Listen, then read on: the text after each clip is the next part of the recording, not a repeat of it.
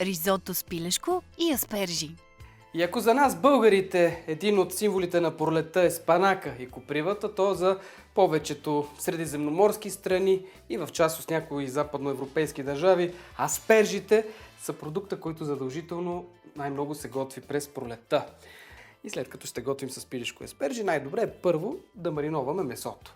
Винаги, когато имаме възможност, препоръчвам дори само да подправим с сол късчетата месо, ще е от полза за ястието и най-вече за крехкото месо. Ще използвам пилешко филе, което разрязвам ето така на две части, за да мога след това да нарежа месото на еднакви късчета. Могат да бъдат продълговати парченца, купчета. В случай ще го оставя ето така на продълговати ивички.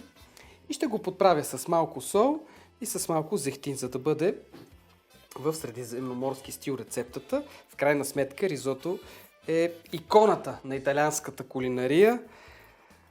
Но това е сравнително ново ястие за тази страна, като се има предвид, че ориза е внесен доста късно, едва след 15-16 век и то през Испания, благодарение на маврите и арабите. Подправям с малко сол и с струйка от зехтина.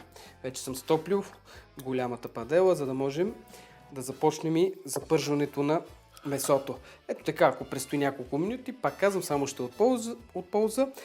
Днешното ризото ще бъде с лимонов аромат, с аспержи.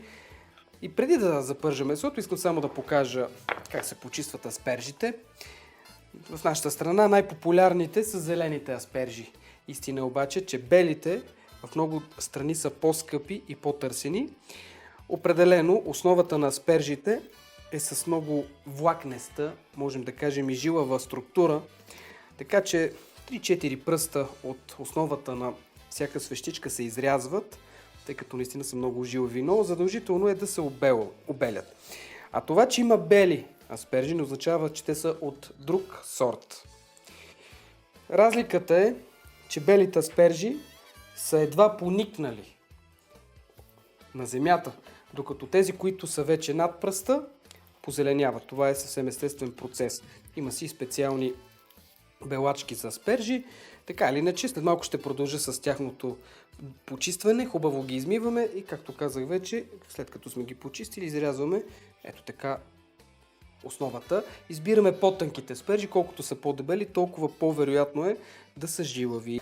Сега, в големия тиган е време да затопля малко краве масло, за да мога да запържа пилешкото. Съвсем различен е вкуса на пилешкото, изпържено в краве масло. Също така смесено с малко зехтин, за всеки случай. Иначе рискувам да пребои маслото. И веднага слагаме късчетата пилешко месо. Изчаквам няколко минути. В началото не ги разбърквам, ето така само ги разпределям да не са късчетата залепени. След малко ще ги разбъркам. 3-4 минути трае запържването, така нареченото сотиране. Нарязвам през това време аспержите на по-малки парченца. Те не се нуждаят от дълго готвене. Този зеленчук се попарва няколко минути във вряла, подсолена или подкиселена вода. Също така при варене на аспержи е препоръчително да се слагат и няколко щипки захар. Стават още по-вкусни. А свещичките или по-скоро връхчетата оставям цели. Така че 8 броя от аспержите ще са и достатъчни. Една връзка обикновено по магазините или по пазарите е с тегло 400 грама. Ето това ароматно пилешко месо вече е готово. Не случайно започвам с неговото запържване. Така то остава крехко и сочно. Ще го сложим почти към края, когато и самото ризото е готово. Разликите между ризото и ориз с пиле са много. Единственото, което ги обединява, че има пиле и ориз, но всичко останало, като начин на готвене, като структура на ястието, се различава. Веднага нарязвам малко червен кромит лук, за да бъде по-цветно ястието. Използвам именно този вид, почиствам основата и след кратко сотиране ще използвам за допълнителен вкус и аромат слънчогледово семе. По възможност сурово, белено семе. Така, за мен има един доста скъп но пък много вкусен продукт. Кедровото семе, още един от символите на редица средиземноморски кухни. Остава сега да налея още малко зехтин в големия тиган. И след кратко запържване започвам добавянето на следните продукти. Слънчогледово семе, за да изпъкне неговия аромат, е необходимо да се позапържи. Веднага след това ще прибавим и ориза. И има значение какъв ориз използваме. Задължително е да бъде с кръгли зрънца. Безспорно най-популярните типове ориз, с които това ястие е създадено, са карнароли, арборио, балдо. Ориз с високо съдържание на нишесте е най-подходящ за ризото, за да може да се получи именно тази кремообразна структура и консистенция, която има ризото. Ще видите накрая как трябва да изглежда. Всичко зависи от начина, по който се готви. Сега ще изсипем самия ориз, както и друг път съм казвал, според броя на сътрапезниците и количеството кафени чашки ориз. Ако сме 4, 4 кафени чашки и една за тигана. Значи 5. Това прави около 200 грама. 200 до 250 грама. Както казах вече, една от иконите на италианската кухня е именно ризото. В първоначалния си вид е било ориз, масло, пармесан, бяло, пивко, вкусно вино и шафран. Една от популярните подправки, която дава златистия оттенък на най-популярното ризото. Сега, след като вече запържи и ориза, следва да налея виното, да изчакам да се изпари и след това започвам наливането, слагането на аспержите и доливането на хубав пилешки бульон. Запомнете, ориз и по-конкретно ризото без бульон не може, не става вкусно, няма този аромат, който търсим. Само с водичка и сол няма да се получат нещата. След като вече почти се изпари течността, слагам аспержите. Тогава е важно да се подготвим и с пилешки бульон, като наливам 1/3 от него, около 200-250 мл. Така на бавен огън изчаквам да се изпари. Тогава слагам грах и наливам още една част от бульона, 200-250 мл. Отново чакам да се изпари и едва накрая подправям с смлян черен пипер и сипвам последната част от бульона. Ето така трябва да изглежда ястието. И ако виното и ориза са много важни, то сиренето тип грана падано или пармезан също са от значение. Слага се като подправка, ето така в самия край.